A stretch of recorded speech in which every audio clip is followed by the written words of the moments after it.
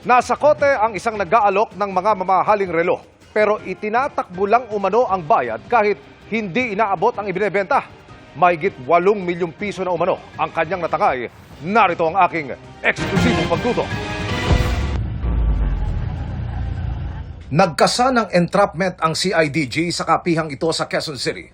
Wala pang abutan dumating na yung target. Hindi nagtagal ang usapan ng complainant na nakaputi at ang target ng operasyon na nakaitim.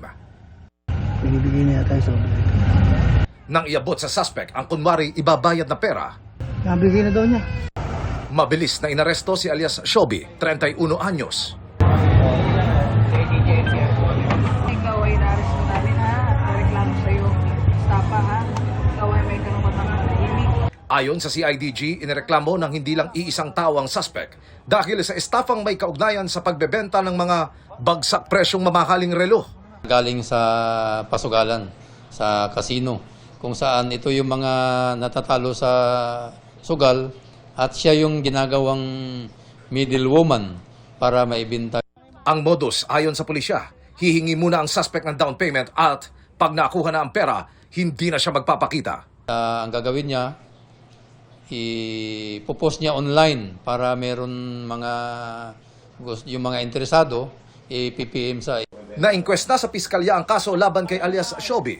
Siya mismo ang nagsabi during sa NPS proceedings natin na mahigit 8 milyong piso na yung nakulimbat niya sa mga iba't ibang kliyente. Isa sa mga complainant, ang 21 anyos na si Cassandra, na inalok naman ng suspect na mag-invest sa buy and sell ng mga mamahaling relo. Pero ni Cinco, walang bumalik sa perang inilagak niya sa suspect. Sa 180,000 na ida-down ko po, is ang kikitain ko daw po doon is 50,000. Ano nangyari sa pera?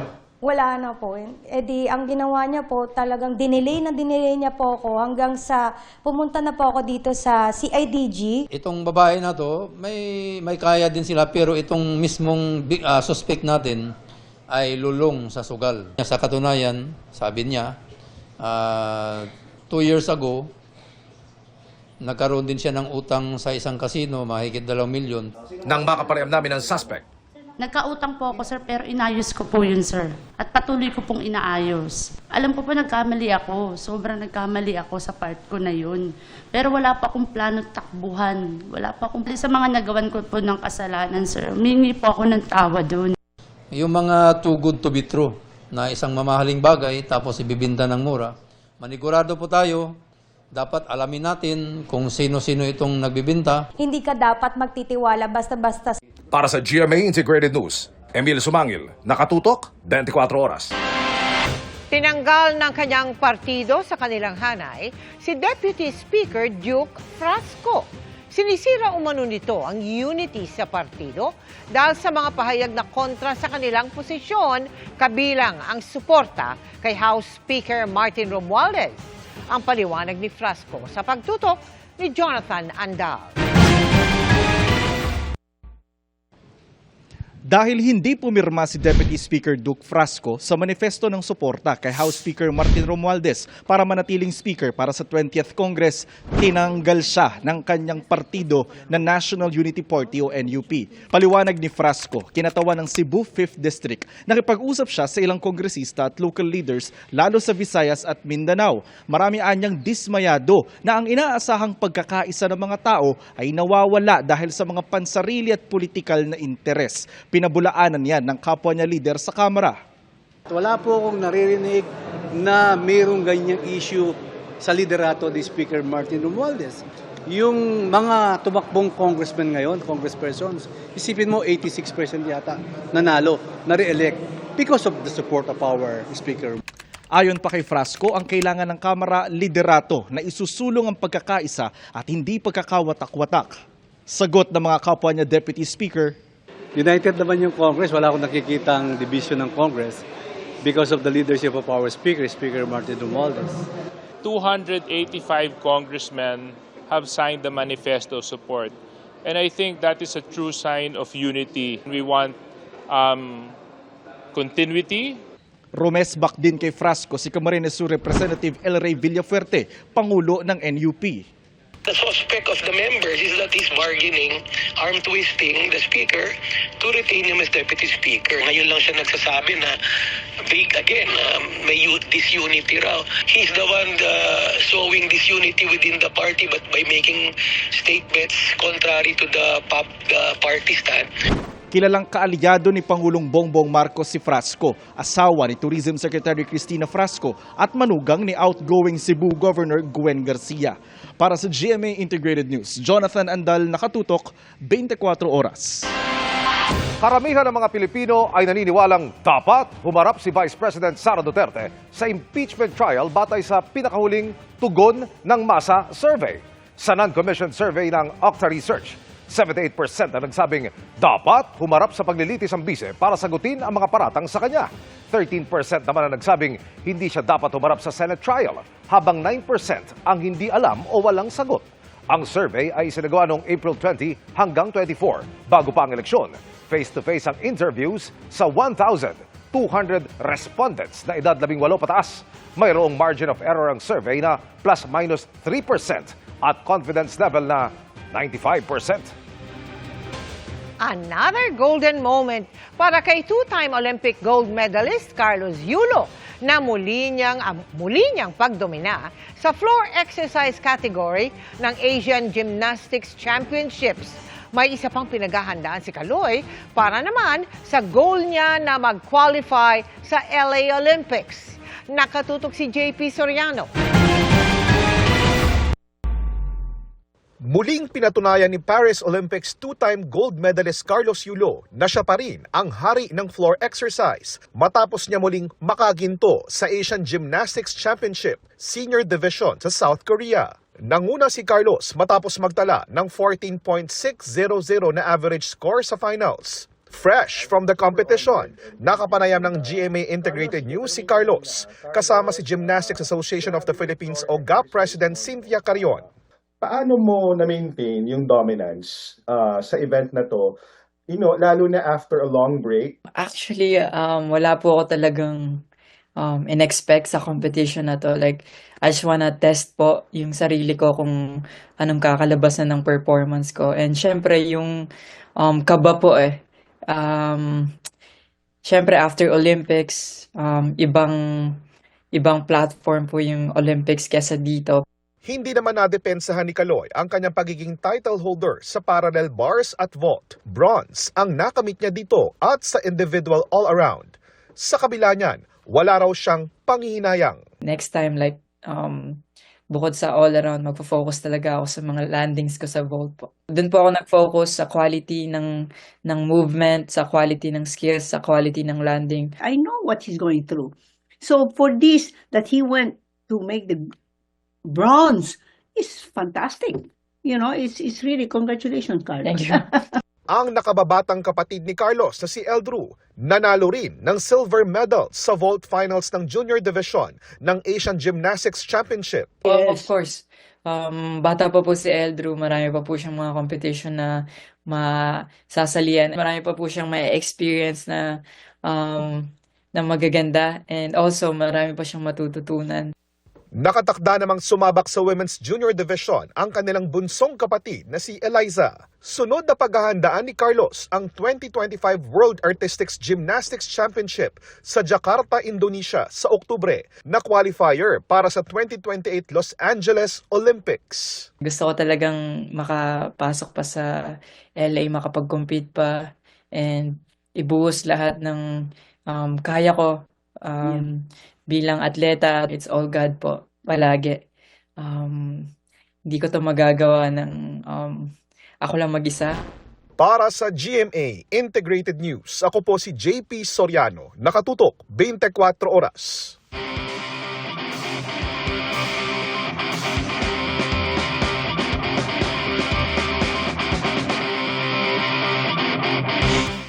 In this era of fast fashion, isang alternative leather ang dinevelop ng mga designer mula sa De La Salle College of St. Benilde at De La Salle University.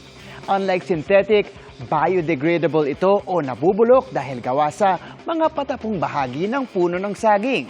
Tara, let's change the game! Sa mundo ng fashion, hindi na mawawala ang iba't ibang klase ng leather. Bukod sa genuine na gawa sa iba't ibang balat ng hayop, meron ding synthetic from plastic o kaya'y plant-based. Pero higit pa ang gusto ng designers from De La Salle College of St. Benilde at De La Salle University. Kaya nag-develop sila ng leather mula sa bahagi ng puno ng saging na itatapo na sana. Hello mga kapuso, kasama natin ngayon ang team na nakadiskubre sa banana leather. Bakit banana yung napili nyo na material? Abundant siya dito kasi ang dami nating banana farms. In terms of the leather industry, so we wanted to make something local. And no need na magtanim ng saging para lang sadyang sirain at gawing leather. Kaya sustainable ito. Maraming waste na banana trunks and peels. We are calling this a bio-based leather kasi we're mixing banana and alginate. Consumers now are really more conscious about what they buy, and we want na bigyan sila ng alternative. But wait, there's more! Dahil kung ikukumpara ito sa synthetic leather na hindi nabubulok, ang banana leather, eco-friendly. If you throw it out, it's just gonna be parang siyang biodegradable material siya. Even if it goes to the landfill, hindi lang siya makaka-affect doon. Parang, kumbaga, magde-decompose lang siya. Ang paggawa nito, mabusisi. Maraming beses nila itong inulit-ulit hanggang sa maging pasok ito sa kanilang standard. We start from sourcing yung mga banana waste, extract them, and can do possible treatments like anti-mold. After we treat all the banana fibers, syempre meron kaming custom na bio-based na mixture that we combine with the banana waste.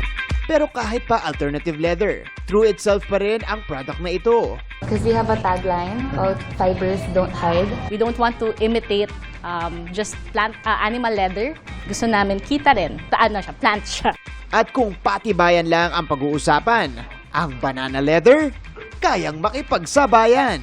Because it's with alginate, it's actually pretty durable. It's malleable. Hindi siya nasisira ng madali. Kahit i-crumple mo siya. Mga kapuso, ito na yung products na ginawa nila. Amazing kasi talagang leather-like yung texture niya. Talagang matibay din siya. Right now, they're into shoes, pouch. Later on, they'll explore to clothing, bags, home accessories, pati na rin po banana leather crafts. We can come to a point where it's not just a compromise. Hindi siya galing sa hayop, hindi siya plastic. More designers really want to be able to explore materials that won't kill our planet. There you have it mga kapuso. It's another game-changing innovation that turns waste into fashion. We have a more sustainable way to produce leather. Para sa GMA Integrated News, ako si Martin Javier, changing the game! 3 ang nasaktan sa sumiklab na sunog sa Barangay Pansol sa Quezon City. Nakatutok si Mariz Umali.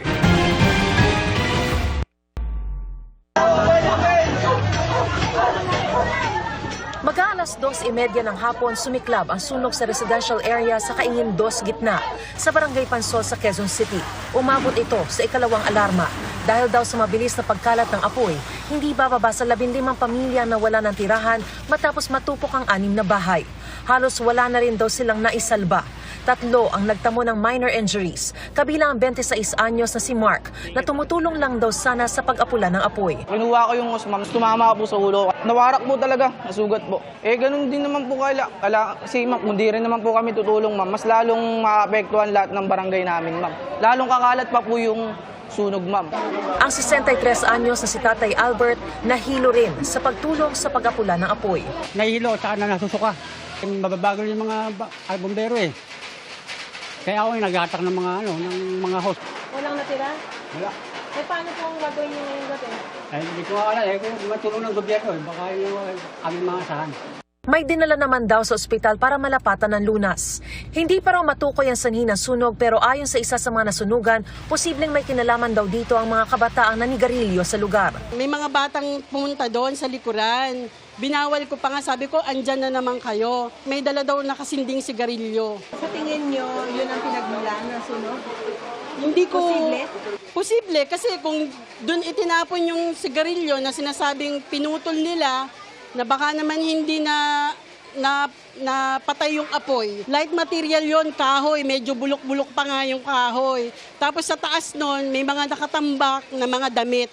Tuluyang naapula ang apoy pasado alas 4 ng hapon pero nagpatuloy pa ang overhauling operations para masiguro raw na hindi nasisiklab pang muli ang apoy. Pansamantala namang inilikas sa multipurpose center ng barangay ang mga nasunugan.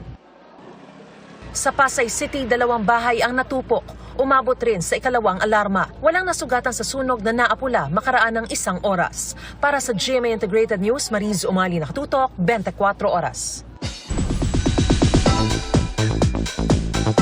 Esta Secto, mga kapuso, dahil 7 araw na lang ay muli tayong makakapasok sa mundo ng Encantadia. At gaya ng inyong nakikita, nasa Lereo ako kung saan naninirahan ang mga makapangyarihang diwata.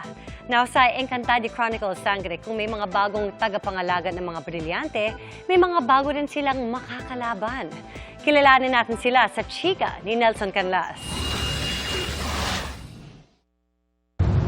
Ang tagapangalaga ng brilyante ay hindi agad-agad sumusuko. Ilang tulog na lang, sabay-sabay na nating muling papasukin ang mundo ng Encantadia. Sa Grand Media Conference kahapon, in character na humarap ang mga bagong tagapangalaga ng brilyante sa pinakamalaking telefantasya of all time, ang Encantadia Chronicles Sangre. Si Tera, nagagampanan ni Bianca Umali. Si Flamara, nabibigyang buhay ni Faith Da Silva. Si Dea, played by Angel Guardian. At si Adamus, nagagampanan ni Kelvin Miranda. Present din ang kanilang mga ina at Ashti na sina Perena Glyza de Castro, Alena Gabi Garcia, at si Danaya Sanya Lopez. Ipinakilala na rin ang mga makakaharap ng New Gen Sangre, mga malulupit at gagamitin ang kanilang kapangyarihan para sa kasamaan ng mga taga-Miniyabe, gaya ni Saur na gagampanan ni Gabi Eigenman, Olgana na role ni Bianca Manalo, Nasaan ang sangre? si John Lucas bilang Daron, Jamie Wilson bilang Ednu, Isa kang napakagandang regalo. Shuvi Etrata bilang Beshdita, Huwag niyo kaming sasalingin sapagkat alagad kami ni Kera Mitena. si Billy Hackenson bilang Koshhaba, Malaki na. at ang pinakamatinding makakalaban ng mga sangre, ang Ice Queen, played by Rian Ramos. I put extra effort talaga into understanding her, especially knowing na she's an evil character. Kasi ako yung tipong tao na naniniwala ko that all people are good. So, kailangan kong mahanap what kind of pain can make someone evil, can change them. Dumalo rin sa MediaCon ang mga GMA executive sa pangunguna ni OIC for GMA Entertainment Group Cheryl Chingsi.